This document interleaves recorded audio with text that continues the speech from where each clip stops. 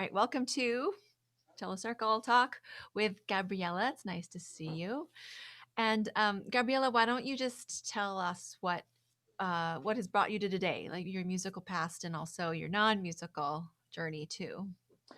Okay, so Andrea and I know each other from undergrad at Indiana University in Bloomington. I personally finished my undergrad in '95. I don't remember if you and I, Yeah, undergrad I finished in '97, but I right? stayed on for my master's. So Right. So I stayed on for a year after that. I studied pedagogy, violin pedagogy with Mimi Zweig at the String Academy, and I did 1 year of a master's, and it wasn't for me. Like I just couldn't I couldn't do it anymore.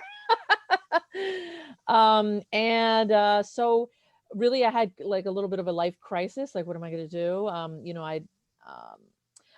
I hadn't really been doing violin for that long. That's the other thing, is that what interests me very, very much um, about this is that, I started playing violin when I was 10. you And did? Oh, really? I started when I was 11. right. Yeah. So your brain is different from somebody who has started when they were 2 or 3 or 4. Oh, we're gonna get into that. So Yes.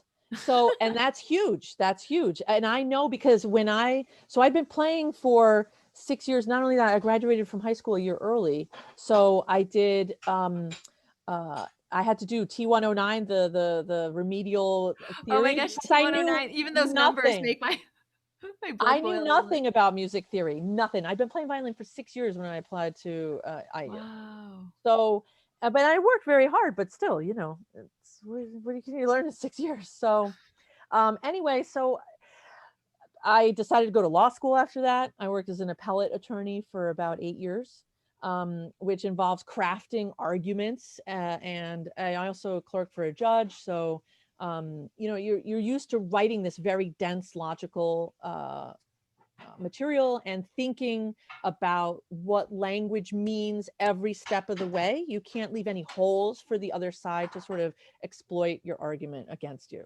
So, um, then while the economy collapsed and law kind of went right down the toilet, and You know, in like 2009, that area. yeah, and again, I didn't know what to do, but I speak Spanish, and I thought, okay, let me do healthcare. Everybody always seems to need that, and so I went to another 2 years of another master's. This time I went to medical school for speech language pathology, and then I went to Columbia for an extension on bilingualism. So, and basically, it's funny because while I was doing research search for work during those times when I was like out of work, I had this ex-boyfriend who made fun of me, and he said, "Your resume is so diversified," and he was trying to say like you never stick with anything, but That's but I'm telling you that actually having this background that's so that comes from every like so many different large branches of what you can do with your life has changed the way my brain works. yes. Um, and I do understand what it takes to come late to a game and not have it something that you were born and grew up doing, and just sort of make your way in it and craft your motivation, figure out how it works, and just get it done at some level. Now, I won't pretend that I have any knowledge of how to get to the pinnacle of my career because I don't seem to have done it in any of them. No, but I do think that it's useful to consider what is the process for sort of becoming a someone who's good at what they do, but isn't in the NBA of whatever it is that you're doing. Right. And that's the most applicable sort of process, it seems to me, to the majority of what we're doing in our lives. We're not all teaching Kobe Bryant's. We're Right. I mean, but the whole country needs basketball coaches in high schools. Yeah, right. Um, so anyway, so that's my background. I have, and Can I ask you actually, just on a side note, actually, to what we're going to be talking about? So I didn't realize you went to Columbia for this extension on bilingualism. What was that? So that was a year of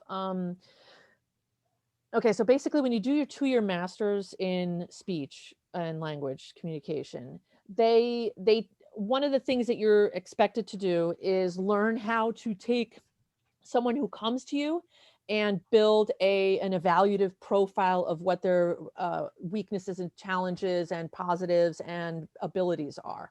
The evaluative process, though, is, I'm sure you discussed this in your last time, it's dripping with problems in diversity, in so basically when I'm trying to evaluate what someone could do, say you take a child who and they have these formal tests, right? And they have pictures and they say, what is this?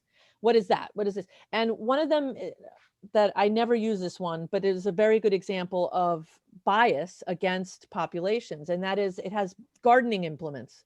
Okay, but I evaluate children in the Bronx mostly, and none of them have yards, and certainly none of them are doing their own yard work if they do. Right. Um, and so how would they know what a rake is? You know, they're leaf blowers. Nobody has rakes. Right. And so what you're testing there is not whether the child can learn rake. You're testing whether the child was in the correct milieu to have been exposed to it. And Right. that's not what you Right. want to know. I And see. so there are a million examples of that sort of thing. Not just that, not just pictures, that's an easy one, but you know, our own um, uh, tendencies. Like I'm from Argentina, I have a particular dialect that I speak. My sister does evaluations. She's a psychologist. I had to scream at her because she was using our dialect to evaluate children in Central America. And they don't use very particular sounds that we use. We say je for the Y and the double L, and they say yeah. It doesn't sound like a big deal, but it actually sounds very much different. I said, what do you do to approximate their dialect? She says, nothing. I said, how are you? So that's an entire year's worth. And then also, how do we craft educational systems that will accommodate where people's backgrounds comes from and what you can do to maximize where they've come, you know, where they've come from to where you want them to be, not saying, I want the process to be exactly like everybody else, regardless of where they came from. Oh, that's Um, fascinating. mhm, It's precisely the way I'm looking at teaching these days is in trying to look at it really through the lens of language learning, because I think that the linguists and the speech pathologists and I have just done a better job of research than the music educators have. So I'm trying to take what's known from the mhm, scientific community and then just like kind of smush it into the music education side of things. So one would of this bilingualism it is this that it I think it comes in on two levels. One is classical music, right? I mean, so that if anything's going to be more elitist, what you know what is more elitist than classical music in some sense, right? So when we're going to teach someone to learn the language of classical music, first we have to teach them the world of classical music. You know, I grew up with classical music in my home, so to me it wasn't such a big jump. But mhm. if I want to diversify my studio, well, I don't even know where to begin with that, because then it's hard to marry those two worlds. Someone who doesn't is from a world or a home that doesn't even value classical music, and then I'm going to teach them classical music on the cello. So then it becomes a bilingualism issue, I think, of then do I tell you what I value about music and make you learn it and do it my way? Or do I try to go to you and find out where you are? You know, like I think it's the same thing like what your sister is doing. Either I could stay rigid and just teach classical music, or I could open it up, you know? Well, okay. So my viewpoint on that is that I think that my personal opinion. So I think that instrumental teaching of music has been too focused on classical music as the only route and like scales and and you know a great example. So my daughter played cello actually for a year in her elementary school, you know, the third grade thing, and I taught her how to play the Darth Vader march. That's awesome. And so That's the she first was thing my daughter playing played it. on the violin. Right. She was playing it. Nice. And so she would go into class, you know, with the teachers at the elementary school, and she was playing it, and some of the kids were like, wow, how do you do that? Let me watch. And it was before class. She wasn't taking up. And the teacher said, no, you can't play that. That was dumb. See, I think that happens. Okay, so there's a whole other side of what I'm going about with schooling. Schooling is about putting people onto paths, squishing them all into. So I think some of that But is that was a failure to take a spark and it's just a failure. like let it go somewhere. But Absolutely. I think those I failures meet that happen. all the time in speech therapy, where they say it is developmentally appropriate for a 3-year-old to sit in their chair at a table and do a task for 20 minutes. And I'm like, who gives a crap? He Why doesn't does it want matter? to.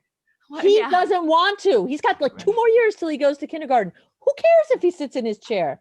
Right. If he can do what he wants with me, and I can, the problem is that as a teacher, you have to then take that child and give him his own curriculum, Right. his Right. own music. So this is Right. how I use music, right? You and I were talking about the sorts of challenges that people on the spectrum face, but anybody who is trying to do a task faces a cognitive load that may be too heavy for their brain, depending on how old they are or whatever. So what I do is I take some of that load off. And the way you do that is through motivation and through their own intrinsic impulses, but you have to watch for them. You have to see them coming and then let that wheel keep rolling. Don't stop it and then decide you're going to push the cart later. Let the wheel roll. Yeah, that's the other side of this bilingualism I was thinking about was that, well, we come out of the womb speaking English or Spanish or whatever, whatever your The mother language you tongue hear. is, the language you hear.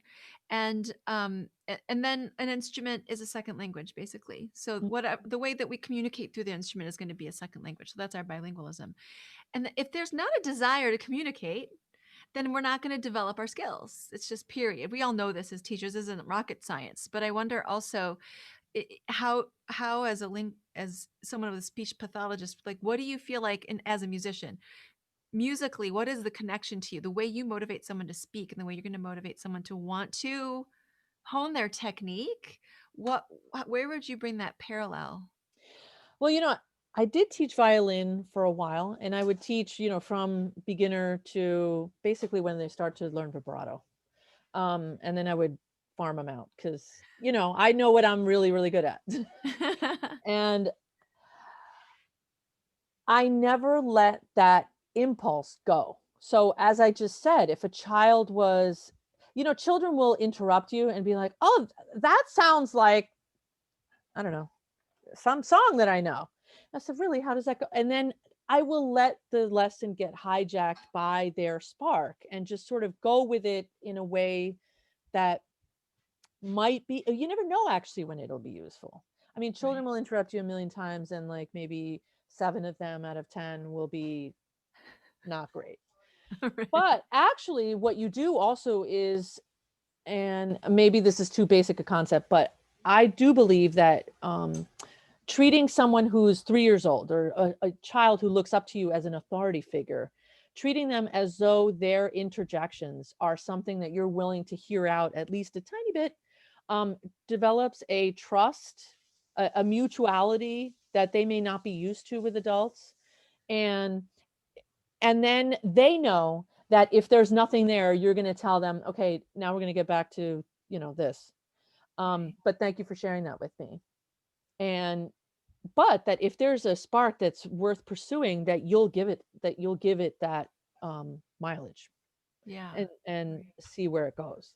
Um, there is actually a lot of research on motivation and neurology.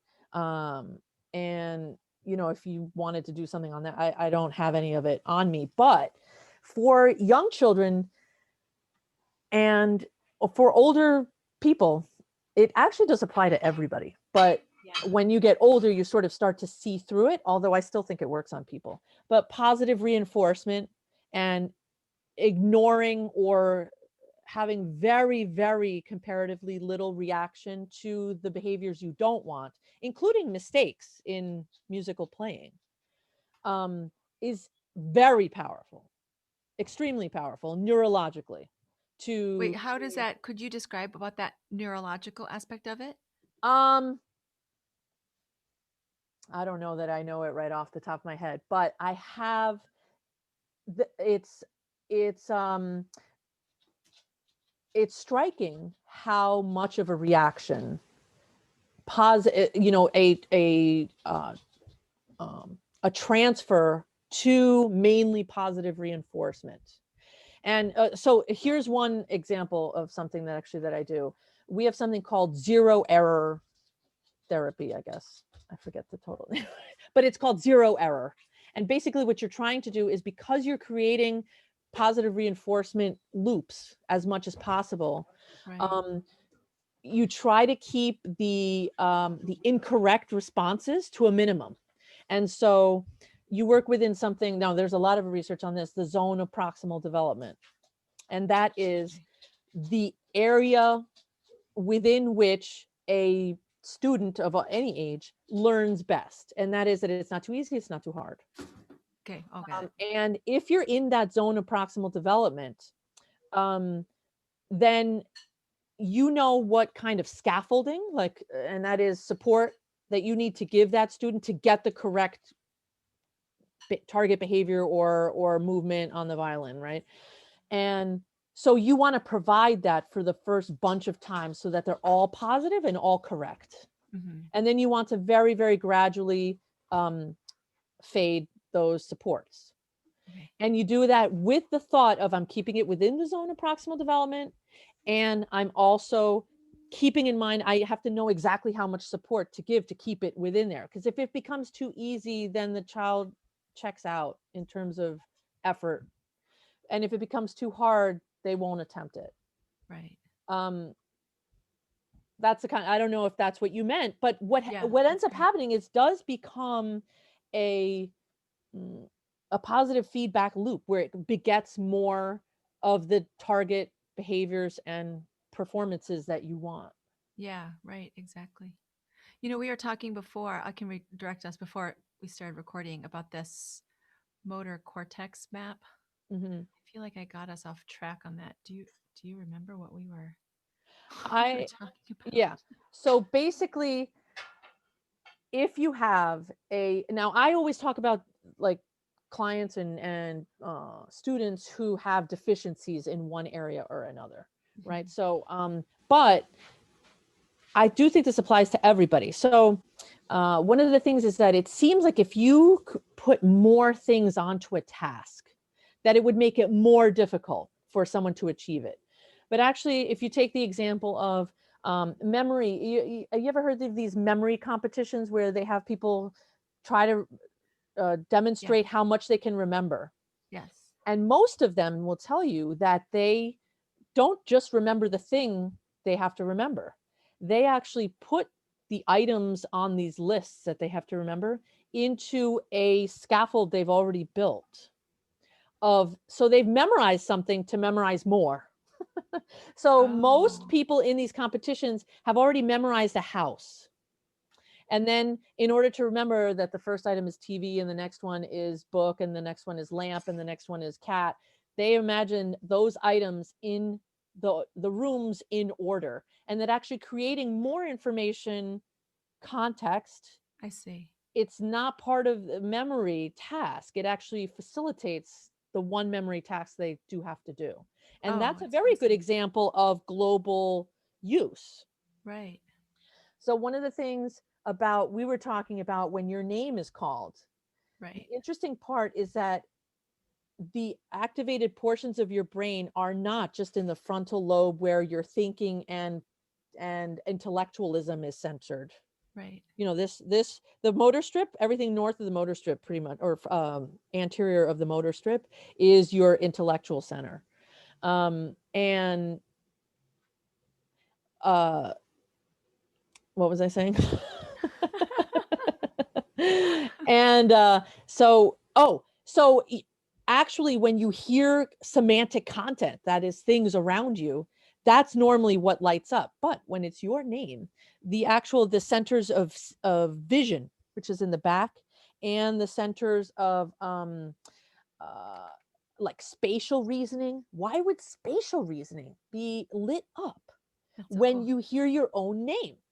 But Right. think about that. That is you in the world. It's a, a global concept that is lighting up Is all it over your true brain. that I read this summer that when you talk, it engages something on the left Yeah, side, but when you whisper, it engages a different portion of the brain. Is that true? I've never heard that. Okay. um, but what they may be referring to is that it doesn't only engage the speaking part of the brain, but it may also uh, in the center part of the brain. So you've got like these two big in the middle. There's that stem of where your Spinal cord. spinal cord goes up into the middle of the brain. That middle brain is where a lot of your emotional centers are. If you're whispering, you may be trying to do something deceptive, and maybe it's activating one of those centers, like the amygdala or something. I see. Um, but the point stands that basically, um, so bringing it back to music education, one of the ways to globalize some of these tasks, and not every kid is going to want to do all of these, right? But visualizing just the notes, visualizing your fingers doing it without you moving your fingers, you doing it, or well, I do it like this, but you doing it actually in physical space like this. You singing the note, approaching it from all different. um So would this be a similar relationship to what you're saying of this housing of information? Is that I don't know. I for example teach with a list of concepts, like curve your fingers, relax your body, your shoulder girdle muscles and certain concepts. And then every piece that we play, we fit into that context of having it's like a curriculum basically of yeah. technique. But would that be the same thing of having that larger structure or is that something different? I'm thinking more of, like, for example, adding to whatever it is that the student is already learning. So, for example, um, if I mean, this is just an example. I'm not saying you would do this necessarily, Sure. but in some of the repertoire that you're using in earlier uh, uh, learning, if the child wants to sing words to it, as they're learning it, that's something that can just cement the memory aspect of it. And you wouldn't ordinarily put words to it, but if they feel like it or something, that may not be a great example. Um,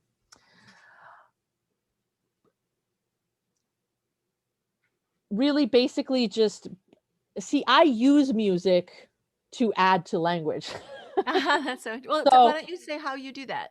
well, okay. So, for example, every child who I work with, I normally ask the parents, do they like music? What does your child listen to?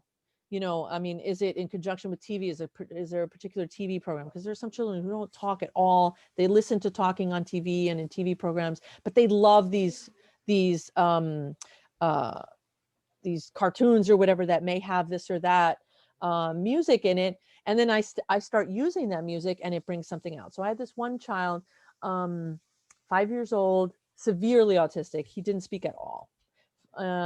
His background was Chinese and English. And so he was going to a speech therapist who spoke Chinese.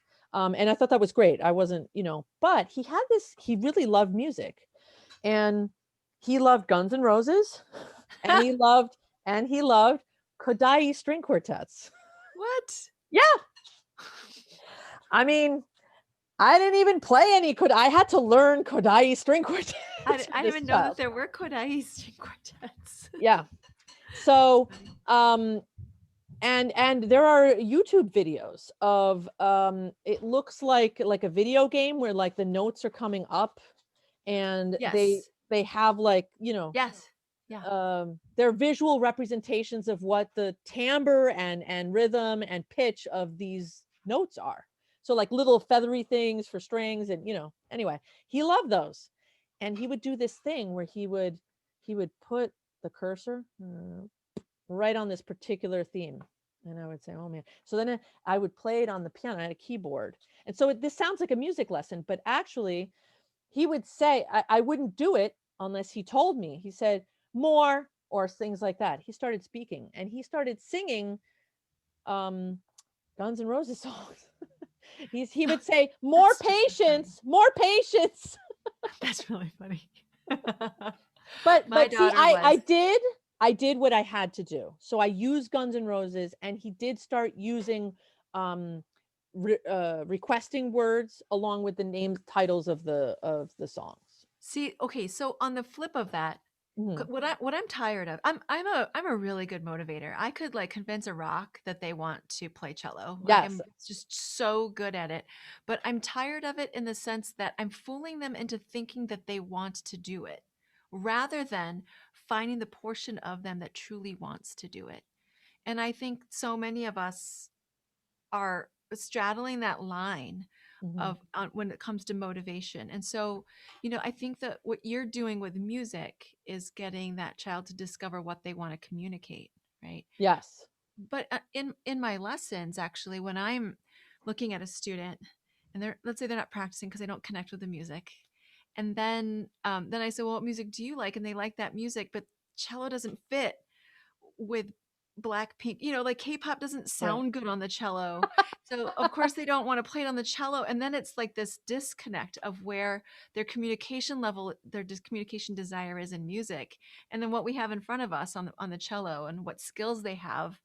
And that I'm not sure how to bridge that gap in music. This is like all of these talks are for me like trying to find this motivation, the way that you through language can find by finding that desire to communicate. Yeah. Not that you have all the answers on music. I'm just thinking out I loud. mean, I have We're to talking about say that I did used to try any number of madcap things during lessons with children who didn't practice at all. Like I figured your child's not practicing at all. You're still paying for these lessons. Who cares? Like at this point, let's just try anything. And so I would let children compose their own stuff. um, I would, and really, I mean, I didn't compliment them for like pure garbage if they brought me, but if there was, some thought there, sometimes there's something you can run with. right. Um, I would do things like I did transcribe stuff for them that wasn't. I mean, I don't know K-pop, so I mean, I know my daughter listens to some of that or did. But Oh, does she? All right. yeah. But I do think, or have them, give them a task that's going to, at a minimum. So here's one of the things that to me, what music provides. So I know that, we went to IU and over there, you want this to be the goal. And that's not what I'm talking about at this moment. What I'm talking about is one thing that IU did give me, and that is I went in there with this remedial non-understanding of music theory. And I came out and actually my brain can hear distances between pitches. That's Yeah. amazing. Yeah. Right. In fact, that I my mother gives IQ tests for a living, and she gave one to me before I was little. So I mean I whatever. And then before college actually. But so and then before I went to law school, she gave it to me again and she said that my visual spatial reasoning was extremely high. And it was very different from how I had scored before. And IQ is supposed to be immutable, something that you're born with, blah, blah, blah. But that's garbage. And I'm not sure that I buy into IQ tests necessarily, but it can't be that I learned an actual like a sensory visual. It is visual spatial also because we're It reading is. like Yeah. box architecture of sound. Right. Um, and so that changes the way I'm scoring on like what an intelligence quotient is supposedly. You know what I mean? So That's so interesting. Yeah. I think that I also, we I never have a even thought about it society this way. though Right. that does not work on that unless you're learning Bach or, Right. that path. And that's actually where like, think about what would pop music sound like if everybody learned music theory?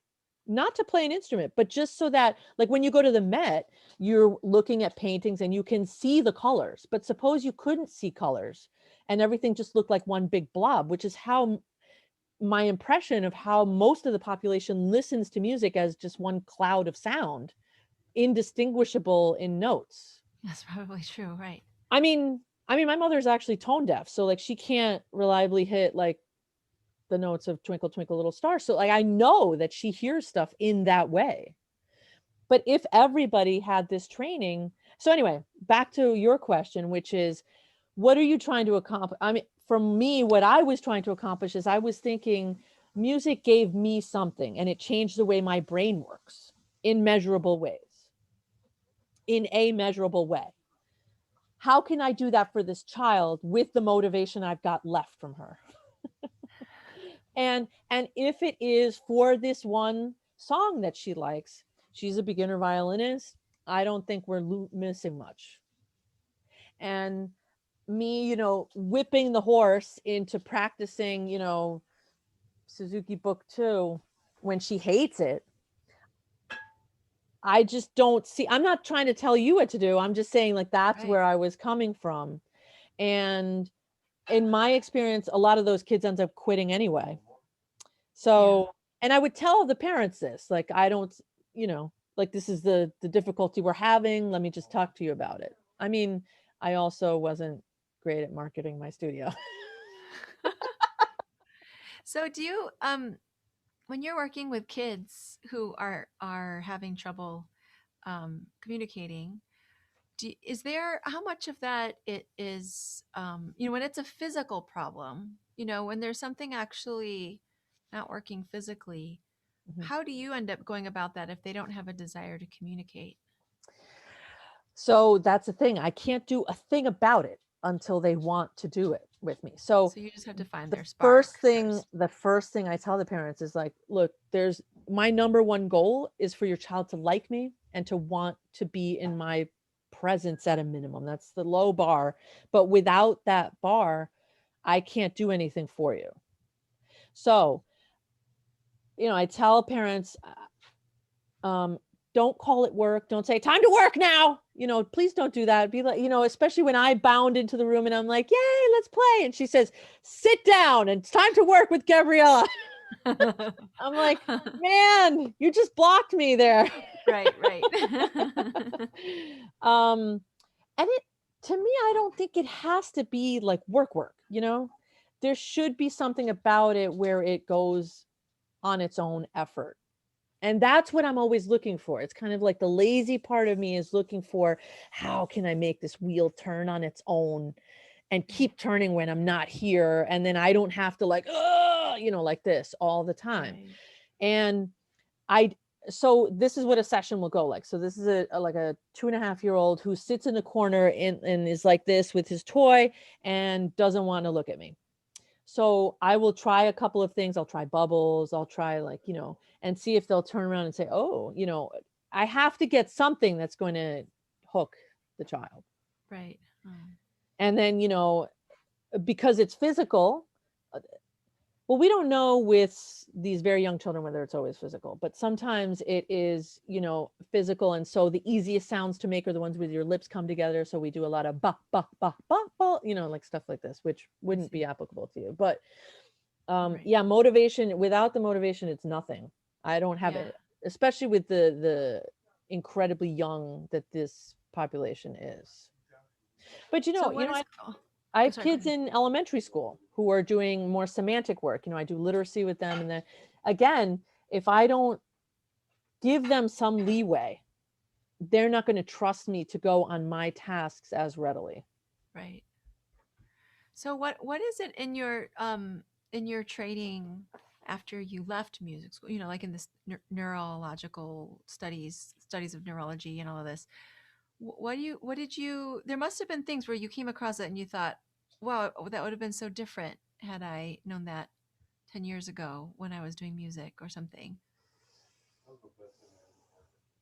Um, I have to say the training was one thing, because the theory that I learned in the medical graduate degree in speech was useful, but until I actually saw it in practice, it didn't really mean nearly as much.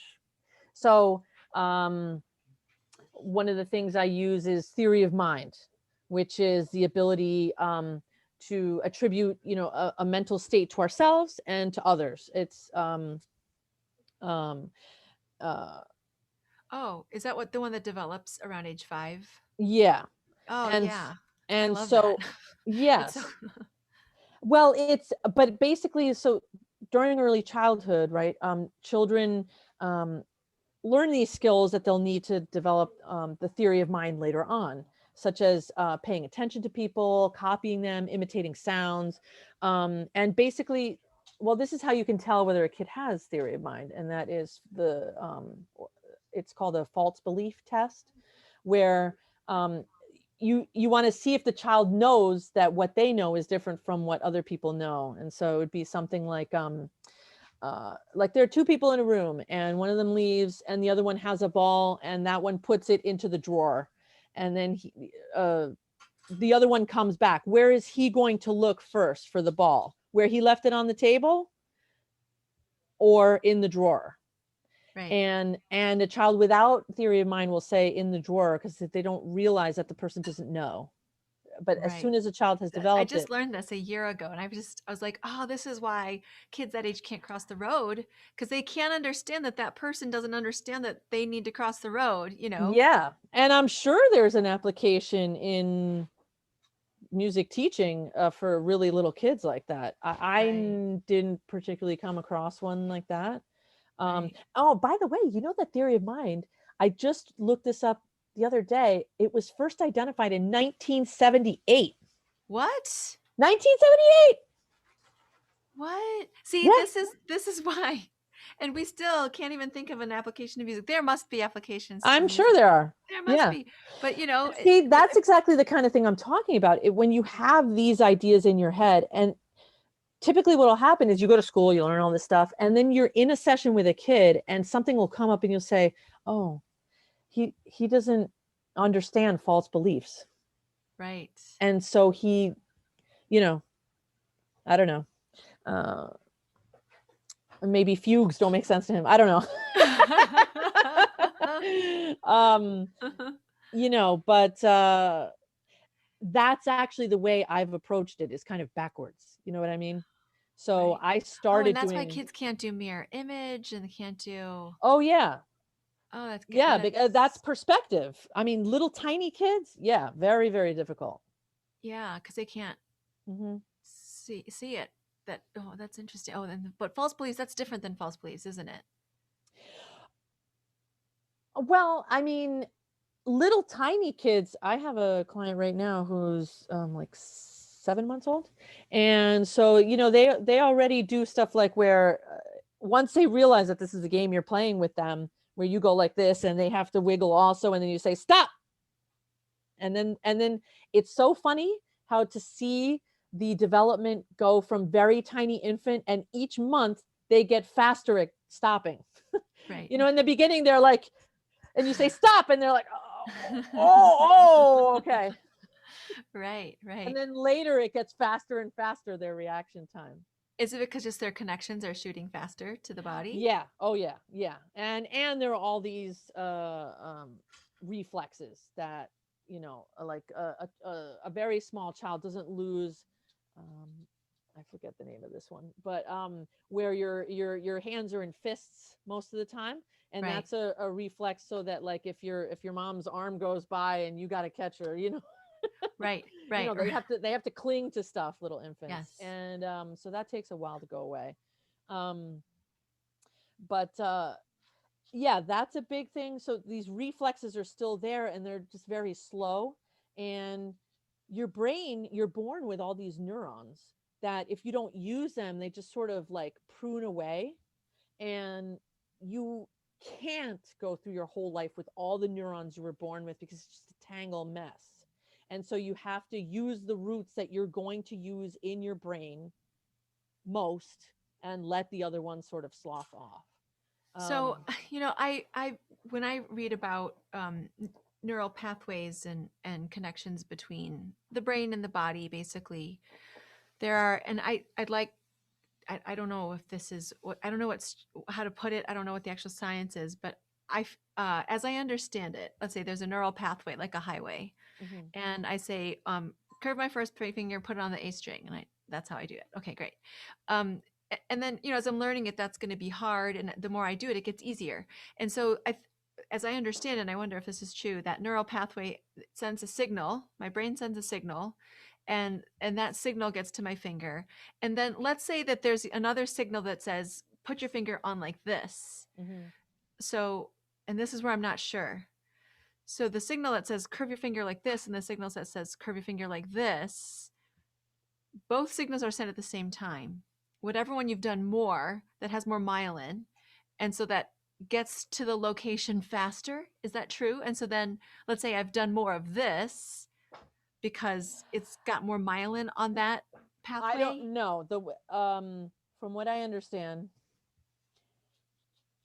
you're what you may be confused. Okay, so anytime there's a movement, so if I'm asking my arm to move up, it's actually two things. One is that there's an impulse, like a positive impulse, and then there's the impulse to stop. Because if you never stop this, it would be like, oh, and so Right. you need the competing um, stop Right. Right. impulse. And people with tremors lack that. So you can have an impulse a tremor, which is anytime you're trying to move, you suddenly get the tremor. And then there are ones who have a resting tremor where it moves all the time, but as soon as you move, it goes away. So you see, that's how the competing impulses work. Ah, They don't both fire at the same time in competing uh, ah, highways. There are highways that work together. I see. So the reason why I don't have a resting tremor is that I have an impulse that keeps the arm Keeps it from down. moving. And so when there's too much, there's not enough of the stop impulse, then you get this tremor. So what's happening then in the student that's doing this more, but they want to be curving their finger, but they're in the habit of doing this? Well, the way I always looked at it as a violin teacher and in motor training for fine motor and gross motor and speech oral motor is the problem is that the more so if there's a pathway that leads you to this and then there's a pathway that leads you to that. So one is the target pathway and the other is the non-target behavior. So the more you do the non-target, whichever behavior your motor pathway uses the most, that's the one that's most likely to occur again. Because there are two aspects of any motor behavior, and one is intentional movement or intentional, like you're saying, I want to do this. And then there's some of it that's motor memory that happens much more automatically. And an example with that would be when you're walking. As a toddler, you could say left foot, right foot, left foot, right foot.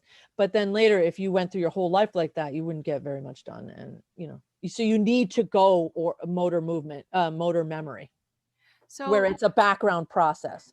So the all processes suffer from interference from background processes. And what you have to do is, and this is why I brought up zero error training. And that is that I don't want the child to do the non-target behavior. And the way I do that is to make sure that each trial that I'm doing, each attempt, results in the target behavior only. And so as a musician, what I used to do even for myself is that I felt like if I practice a passage and I'm trying to get that target movement, if I got it 5 out of 10 times, that was woefully inadequate because that means I'm likely to keep making that mistake. I would have to get it like 50 times in a row without any errors. So what right. you do is you slow it down to the point where you can't make any errors. My daughter. Hi. This is Gabriela. Hi. Do you want to say hi? Okay. No, Tell them that's where. fine. Are you going to sleep? Good. Nice. Good So, girl. so then, so the non-target behavior then, let's say that I do it 10 times like this and 1 time like this, and then I keep on doing it this way. So does that non-target behavior end up diminishing over time, or is it just Yes. surpassed by the number of repetitions doing it with the target behavior? Well, this uh, muscle memory motor impulse that is not as conscious, right, occurs the more times you do something. So what you want is for that auto movement to be the one you've chosen to that target behavior.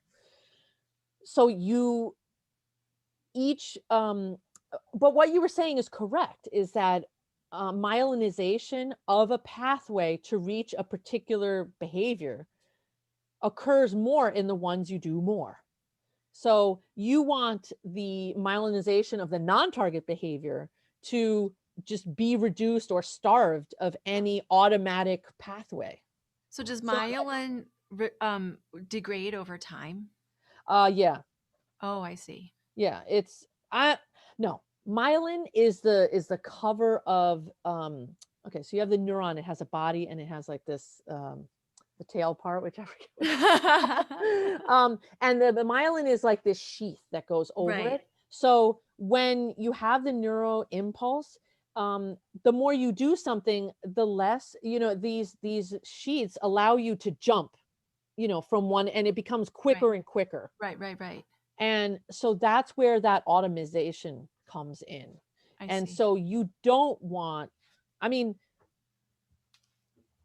I don't believe that not using something causes the myelin to, those are actual neurological diseases where there's no Oh, more I see. myelin left. And, but just in general processes of typical people who have no neurological problems, this is a process whereby the routes that you're taking to these behaviors, the more they're used, the more likely they are to become chosen as the auto pathway in motor memory, I essentially. see. I feel like I'm skipping around so much. I'm so sorry, but we talked before we started Right, about I know. crossing the midline, Yes, and I feel like it's just a developmental thing. Like playing the cello is already crossing the midline, right? Because we're doing something with this hand and something with this hand. right.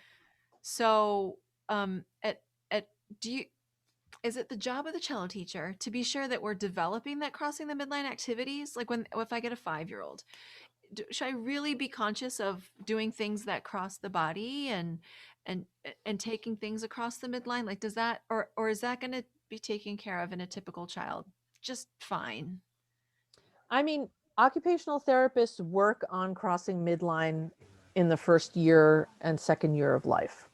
So that's a typical, Oh, it's a first and second year of like just yeah. crawling type of things. Like for example, this child, my client right now, he's 6 months, 7 months, something like that. So they go from like just grabbing objects, and banging them like wherever they happen to have them, to bringing both hands to midline to Right. grab Okay. something versus just, when it lands in their palm, they grab it.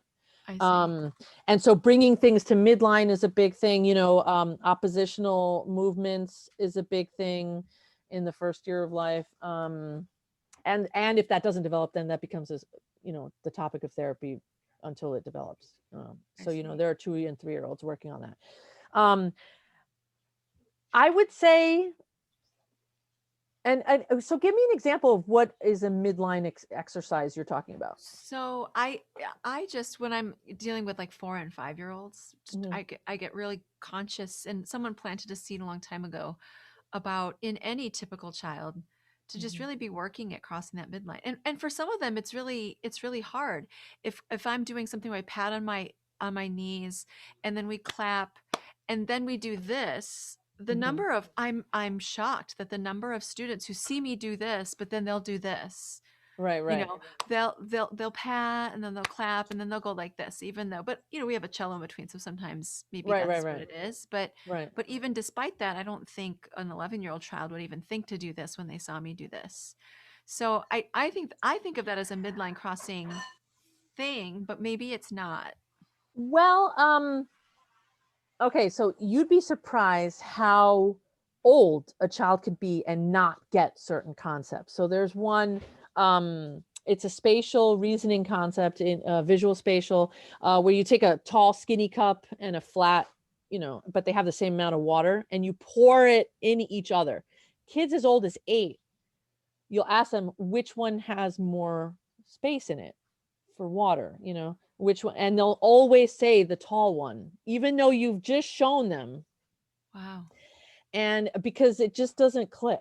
Right. Right. And so it takes, so I'm going to look into that. Actually, I'm very interested in why crossing midline at that age would be such a big deal. I mean, there are um things like I've done things even with adults, and I'm shocked. Here, I'll show you one of them. So one of them is I'll just have people go like this, and they're walking left, right, and then we'll go like this, and then right, like this. We'll just do a little. There are parents, and they're like, and they look at themselves, and they're like, oh my gosh, I can't, and they're trying to hit with right, the opposite hand, and they as adults understand what's happening. Even they're like, my brain isn't allowing me right, to oppose that knee, and it's and I mean, even as a dancer, I dance Charleston, which is your arm, it's just walking, so your hmm. legs are this Oh way and yeah, okay, I know which your one you arms mean. oppose your legs, right? Right, I cannot dance that dance and oppose my arms and my legs. I'm like, is this a midline thing? Like, do I have a really advanced, you know I generally can cross my midline no problem, but I was like, is that the same function or dysfunction at the, I don't know where well, that line again, is, where it's just a skill or it's a midline crossing skill. right, so um I think what you're doing there is adding more to this sort of soup to the task, right? You're adding something that seems like it does add to the cognitive load in some of these adults where it's just too much for their brain to actually do. But if you slowed it down enough, they could do it. Right. I'm certain of it. I mean, there's got to be a speed at which even an adult who, no matter what their problem is, if you're like, okay, we're going to go, you know, Right, and right. Yeah. they could do it. And so then, you get out the metronome and go 2 clicks more higher each time, and I'm sure they could do it. And so that's how you accomplish a 0 error. I mean, I'm not saying you should do it with that particular task, but that's Right, one right. way to accomplish 0 error training.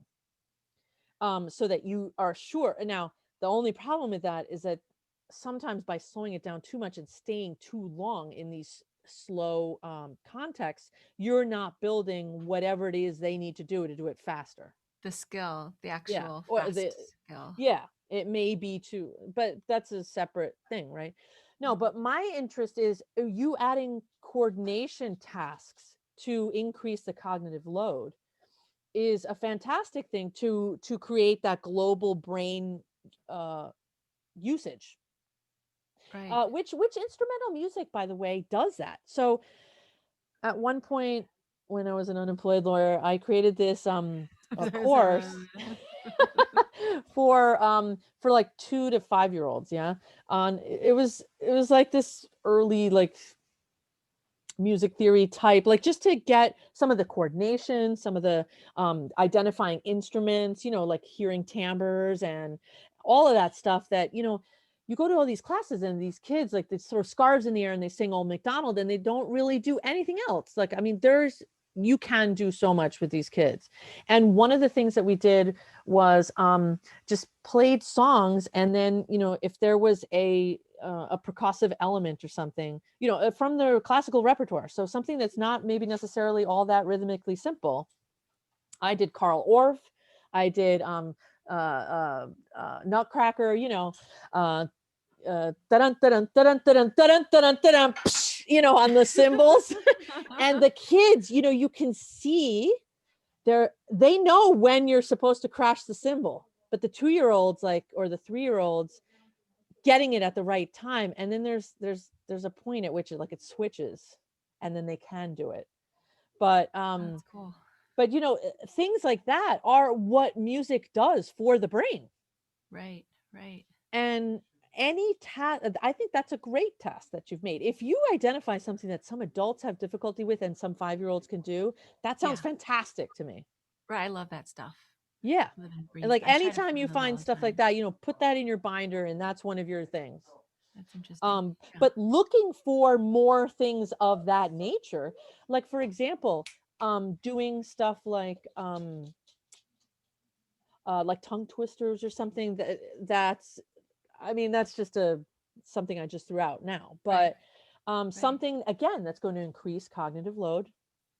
Now, right. I decrease cognitive load to create zero error trials, but you can also increase cognitive load to create a global brain usage that will maybe make a context within which it's easier for the student to learn it. I don't know. And again, this is a very specific oriented thing. You got to do it per student in my opinion. Or that's how Okay. I do it. Which it's very hard work, like I um doing Guns N' Roses and Kodai for one kid and then like doing Colombian folk tunes for like, another client, it's not Right, something where I could just keep it in my binder and then use it for everybody. right. But I do think that there is a benefit of doing highly individualized something to generate whatever needs to be generated for your target behaviors. Oh, this is fun. So there are people listening, of course. I wonder if any of you want to come on and ask Gabrielle any questions. You're welcome to come off video and chit chat if you'd like. um, this is great. I think the things that you're talking about. I mean, it's not like it's earth shattering, right? Like we know these things intuitively, like you said before we Mhm. started. Like we know these things intuitively as musicians, but even hearing some of the things you do with your language students, your speech therapy side, and even with your violin students, I just think that I've gotten so specialized in what I do with kids. And I feel like this coronavirus for me has just been a wake up call of, let's just step back a little bit and make sure that we're really nurturing the whole child and Mhm. seeing this whole thing. In the beginning, Martha, who's here, we would talk about this woman who was a great cello teacher, Margaret Rowland. She was really about the whole person. And I feel like all the things that you're talking about of this whole I'm just babbling right now, but No, the no. whole my whole summer has been this of discovering how to unschool myself, like to get out of the idea that school is the only way to do this, that we need to channel these kids onto one pathway.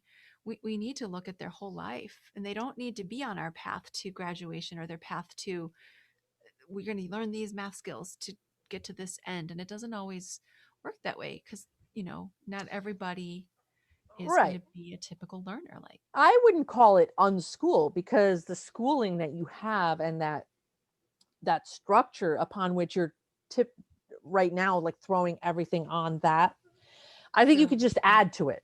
Right, I right. mean, I think it would be devilishly difficult to teach cello without everything you've been schooled in. So I wouldn't like, throw the baby out with the bathwater. I would more add things then. And I would, but see, I'm not sure. I give up on things very rapidly if they're not working. And I'm always trying, like, okay, fine, this is not working. Let's do something else. On the other Right. hand, I have a clientele that is prone to tantruming and things of that nature. So I have to, You have to let be go. light on my feet for that. Um, uh, so somebody just asked in the chat, Yeah. what is a false belief? Let me just explain that it's called a false belief test. And that is, um, to see if a child knows that a belief that someone has in a test is false. So for example, the example I gave was, and that's how you test theory of mind. Um, Yeah, I just put that in the chat, oh, the gotcha. Wikipedia theory, because there's a false belief task is in there too. Yeah. So another way to do it is like if there's a wall and there are 3 balls, like one here, here, and here, and I ask the child um, how many balls do I think there are? Then the child is supposed to say 1 if they understand theory of mind, and they'll say 3 if they don't, because they have to realize I don't see the other 2 balls. Or ideally it'd be somebody else, not me, since I'm the one who set up the balls in the wall. But no, but you know what I mean. And We're not that's a judging you for false your belief. non-double blind example. Yeah.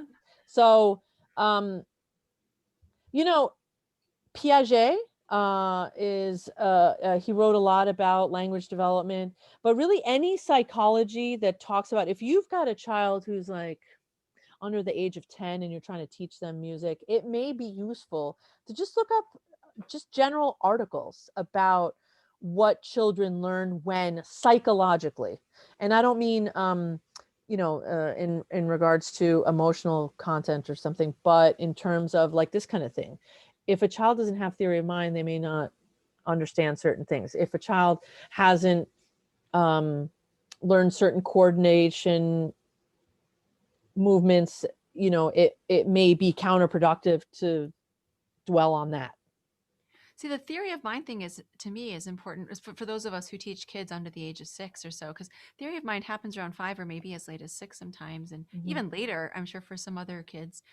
But, if you're dealing with someone that can't understand what's not there to the other person, that I think that it changes how It's a we matter, interact with these kids. yes, it's putting yourself in the position of someone else. Right. The very earliest manifestations of understanding theory of mind is pointing. So when I'm pointing at something, you are actually looking at me, and then, I mean, very quickly you're doing this, but as a small child, when you first point, an infant will look at your finger. A little later, once they've started developing what that means, they realize that you are pointing at something. And so then they'll follow that line. And that's sort of the pre-theory of mind beginning to emerge. Oh, that's So, interesting. and then once they get towards that, at that stage, instead of looking at your hand, they'll look at what you're pointing at. I do think even in our advanced students and things like that, that there's a side of, you're not performing just to make yourself feel good. You're trying to communicate what you feel to the audience, Mm-hmm. and how you're received is how you're going to articulate your notes and express your dynamics and arch your phrasing, and that has to be See, done from another person's perspective even. yeah, I think that's too much for a 5-year-old. Oh yeah, for a 5-year-old, absolutely not. Yeah, But this would be for like the more advanced right, students, even a middle schooler or something, where that sounds forte, but that kind of thing. Or how right, does it right, sound outside of your body? Or how does right. that, and Yeah. especially for a middle schooler where it's all about me, Mm-hmm. and to get them to step out of themselves and to function in a larger context, Mm-hmm. I think that's interesting too. But I don't think that's necessarily theory of mind, though. Well, so another one that I use a lot and that music very naturally inspires is something called the law of good continuation. And that's a gestalt of um, perception and completion. And it's kind of what you and I were talking about in terms of like if you end a song on a scale degree 7, it feels incomplete, and you want it to resolve that tension. um so once so I use songs that they know and like, and I will say the song and we'll play it, or we'll do whatever um motor activity, whether playing on the keyboard or just singing it, or tapping the rhythms, and I won't say the final syllable, or I won't say the final word. And a child who is nonverbal often will just blurt that thing out. And That's it's so interesting. insane how many times they will do it with a song and they won't do it with just regular sentences. It just doesn't have that same pull. Pull. And that's because, you know, they do the same kind of thing with stuttering. So there's a block to producing the sound that naturally gets dissolved when you're saying it. And that's, they think it's because you're using a more global use of neural pathways in the brain instead of just one specialized speech one. Oh, Um, so as you globalize your neural pathways, mhm. that can get you around a neural obstacle, basically. Is that kind of Absolutely. what you're saying? Absolutely. That's exactly what I do with clients who've had strokes. So, I mean, I don't. Martha knows this, who's listening, but you know, this Chilympics thing I do, we're just basically playing games to learn technique. But it's, I think it's a similar thing. Like in order to um, learn to whatever, keep your elbow at the right length, not up high or not too low, then we do all sorts of like these things, just motor tasks to Mm-hmm. keep them busy. But so they're worrying about, do I slap here? Do I slap here? Or do I pluck here? Do I pluck down here? But actually, what it's teaching is their setup good? Is their arm in the right place? Are they Yeah. going to get a good tone? So all that stuff, I feel like since I started doing that, those kinds of things, my students just got better. And I sometimes don't, I sometimes wonder if I just got better at teaching. But I also think that doing these multitask games is um is huge, really, Mm-hmm. in getting them to step outside themselves and to really uh, focus on too much in order to improve the one thing that we need to improve. So maybe that's the same type of thing too. Yeah. Can I say something, Andrea? Yes. I think what you're talking about there, also just this body awareness Mm-hmm. makes such a big difference, and you just naturally start doing cross body movements and stuff like that, and that's going to translate to cello. That's going to Mm-hmm. translate to anything you do. It's going to translate to bouncing a ball or driving a car or anything. Yeah. The more, you know, if you take dance lessons, if anything physical that you do, it's going to exercise or make pathways through your brain.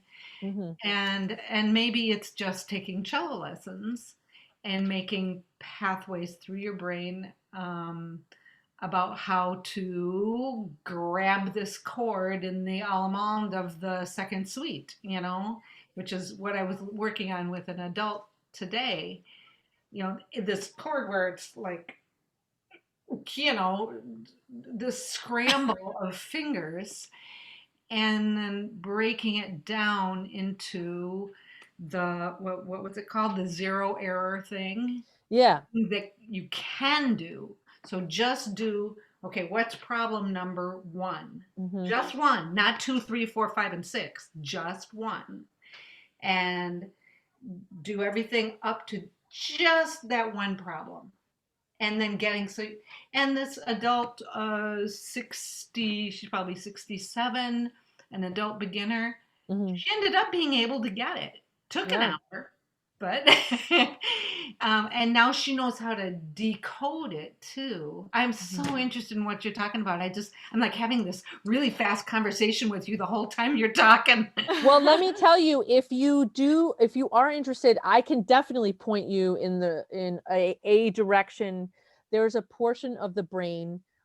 It's so I think it was like the 1910s, 1920s. This guy Brodmann separated out the parts of the brain. So they're called Brodmann's areas. So they're typically abbreviated BA. And BA7 is kind of like up here. It's kind of at the back of the parietal lobe. Anyway, BA7 will tell you what you need to know. So on the left hand side, so 7 has two, it's sort of like a, yeah, it's like right up here anyway. And it has two lobes, right? So on the left of BA7, it's it's um to do with, they're both about spatial um movement of yourself in the world. So like, for example, I can close my eyes and know where my hands are. Mhm. Like I don't need to, be looking like, where did they go? No, I know they're right here, and that is, that's on the right side, spatial orientation. And it's also has to do with, it's called something called somatosensory and spatial processing. So that's kind of what made me think of when you were saying, like, where is your body in space? And so if you want to look up articles about that, I don't know, or you want me, if you have specific questions about that, I can, point you in a direction, because some of this stuff can be awfully dense and not applicable to maybe what you're interested in. Just because I know Yeah, in if you my, do, that would be great. I would love to know more about that. I mean, just because the neurology is what we all need to know more about, because we're dealing with honing the mind. Mhm. So, and we know so little. We music teachers, I feel like I'm just like I like you said, a lot of what I know is through anecdotal evidence of my own, and I can imagine. But I think there are certain things that if I knew, we could just get rid of so many steps in between for some of these kids, and not bother focusing on whatever I might be focusing on at the time. Well, yeah, I mean, yeah, I think that seeing some of this stuff in practice with the clients I deal with, and sort of trying to head them off at the pass before something becomes a block for them, is something that I have to do like all day long in all my clients. And maybe it's worth thinking about that ahead. And again, I don't know exactly how that would um, apply to what you guys are doing. And that was the biggest block I had for, like, what are we going to talk about tonight? Because I do want to make it applicable to you, but I do think there's benefit in me throwing ideas out there and you all coming up with brainstorms for how it might apply. And then I could look stuff up for you and give you more information if that's, Yeah, but I'm absolutely. very interested in this midline thing, because I hadn't really, I have actually a very good friend who's an occupational therapist. She's always talking about midline, and I don't really pay enough attention to that. Yeah, I mean, I feel like I know what it is, but I don't know Well, how I'll important it tell you. really is, because I feel like, Mhm. with my students, they're gonna get there, but I know that some of them won't, because some of these adults in these classes, they're kid classes, and I'm like, adults stand up, because I know some of you can't do this. Okay, but So something that can go undeveloped it over could, time. but don't tell me that with a certain, throwing enough time, money, and sweat into it, they couldn't. Right. Everybody can. I mean, Or that they're hindered by not being able to do it. That's the thing. Like, these adults have gone through their life, and they're doing fine without right, having to do that specific high level crossing midline task. Like, there's crossing the midline, like picking things up. And then there are more complicated ones like that. Right. So I don't know. I don't know where that line is drawn for kids even. right. I think that there's Gabriella, you will know if I'm on the mark here. Um, there are things that you have to learn, and if you just don't ever learn them, they don't necessarily just develop. It Um, I, depends. There are certain things that we are geared and sort of born to do. uh-huh. And then I'm there are thinking other of things. audiation. I'm sorry. I'm thinking of audiation. Oh, yeah, yeah. Well, okay, but I have many theories about that. If you want to open that particular, Pandora's box, like, we could do it. Yes. But Okay. look, I think that societally, what we have done is, like, murdered our auditory spatial reasoning portions of the brain by not training everybody how to hear the distances between notes, pitches. I don't understand how there's got to be like a dark hole in most people's brains where that would, and again, Hmm. that's not the sort of thing that's located in one spot. That is the sort of thing that's located in bunches of different points. Wait, what do So you mean, that sort of thing? Like, the sort measuring of thing is distances? oral spatial reasoning.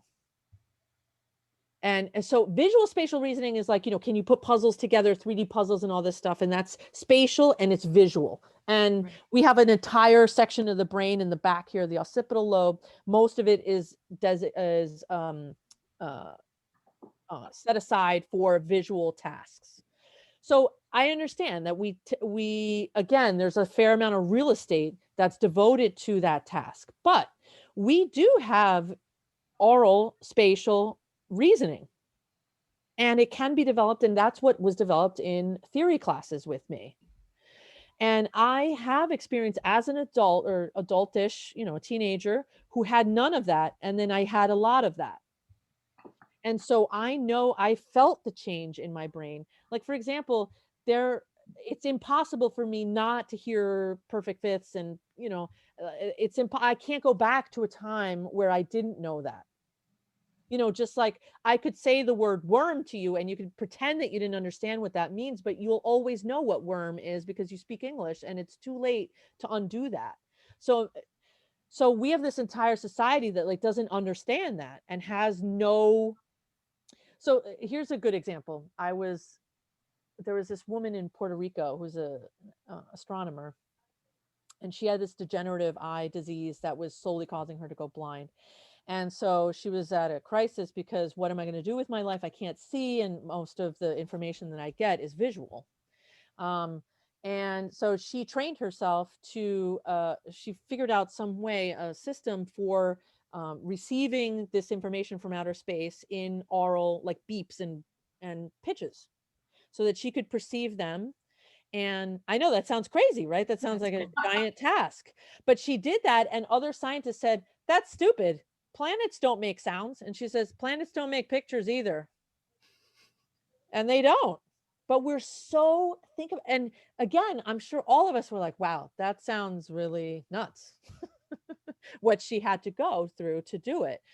But what about visual information is necessarily, I mean, other than I have just conceded that a very large portion of the real estate of our brain is devoted to visual information, but we have no idea what we could do with the portions of the brain dedicated toward oral based logic, is really what it is.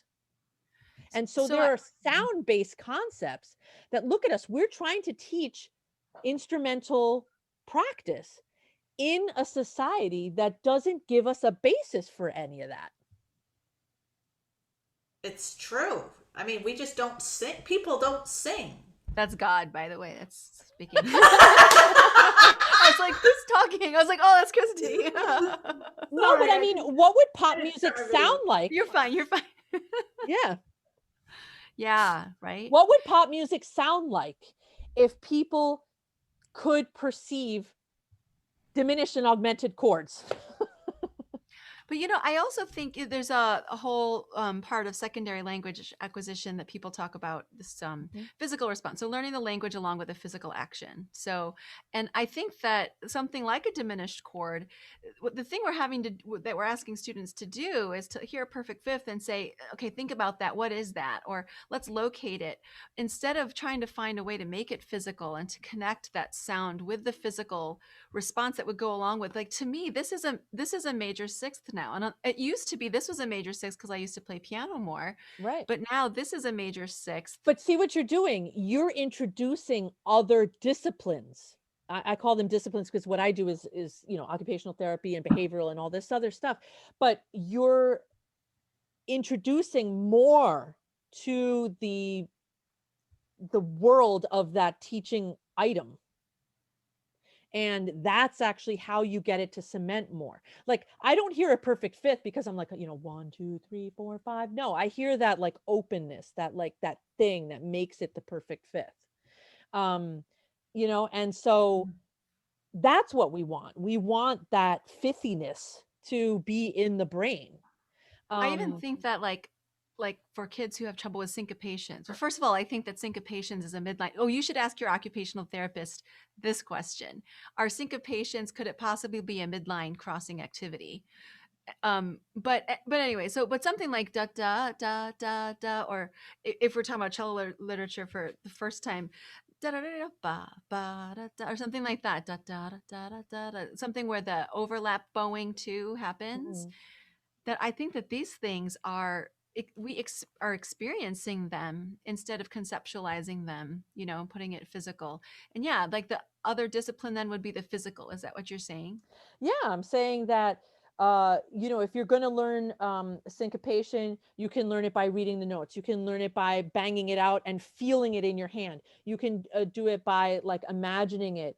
You can do it by thinking about the emotionality of being like off, off, off. It's like has this like emotion to it.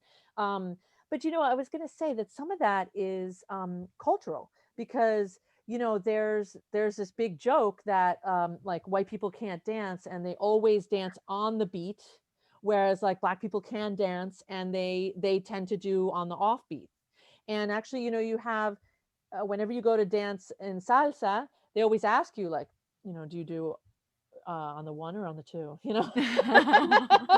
and so it's like a big deal if you're like dancing on the two. And it is way harder, by the way. And even me as a musician, I know exactly what that means, but I still like, to also shake your ass along with that is a whole other, it's introducing cognitive load to my knowledge base already. But once you're able to do that, I mean, not that I'm there yet or whatever, but when you go to dance, you're not like 1, 2, 3, like you can't do that. That's not dancing. That's But still.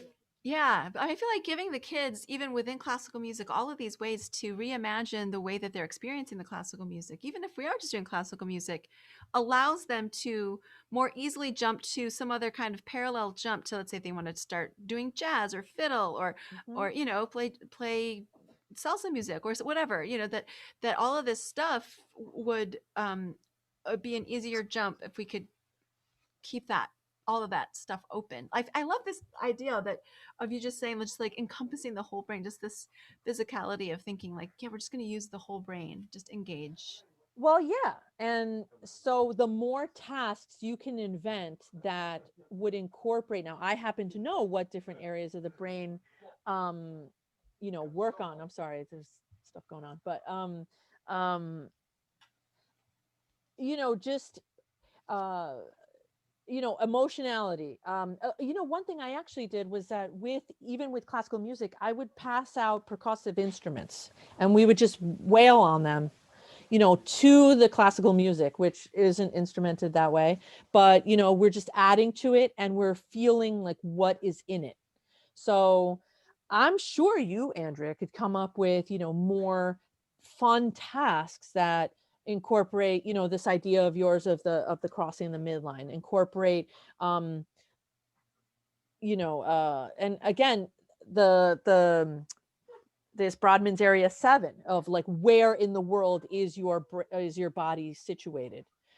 You can talk about things like, for example, you could say put down your third finger, or you could say like, it is in relation to this, to everything else going on in that way. I mean, I know I'm saying stuff that you guys already know, but Well, this is my last talk for a little while that I have planned anyways, but I want to thank you, Gabriela, because you and I mean other people I've talked to, including the two of you in front of us right now, like with Martha and Garth. Yeah, I have to admit that for the last 2 or 3 years, I've been saying to my friends, if I'm teaching in 5 years, I'll be really surprised. Just like so burned out on teaching, and oh, so it just seemed like I was redoing things that have been done, and it's like I don't need to be doing it because I'm not adding something new.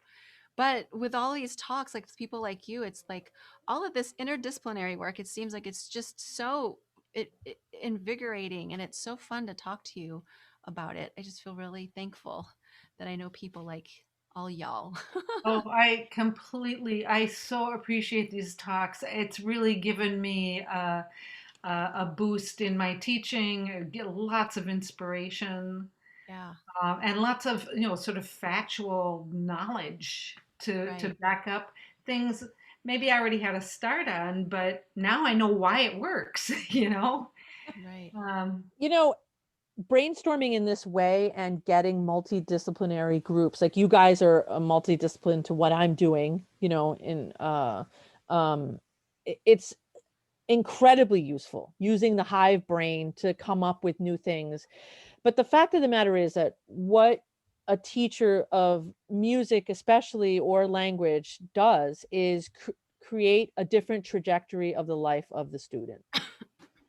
So without what you're doing, there's just something missing, regardless of what the kid takes away from it. So I always think of it in terms of what can I give that might last. It might not be what I was expecting. Right. And open yourself up to Amen. that. Yes, absolutely. Well, this has been really wonderful. Thank you so much, Gabriela. It's nice to Thank just you, see your guys. face again. Takes me back. It's Aw. funny. I think Martha and Garth probably knew each other at about the same age that you and I knew Aw. each other. I think that we're all connected in some interweaved way. Oh, that's great. All right. Well, thank you, everybody. Thank you for coming to these. This has been so great. It's been really wonderful to have all Thank of you so much, Andrea. All right. Bye, Christine. Very Bye, nice. everybody. Thanks, All righty. Gabriela. Have a great Thank you. Thanksgiving. Bye. Bye.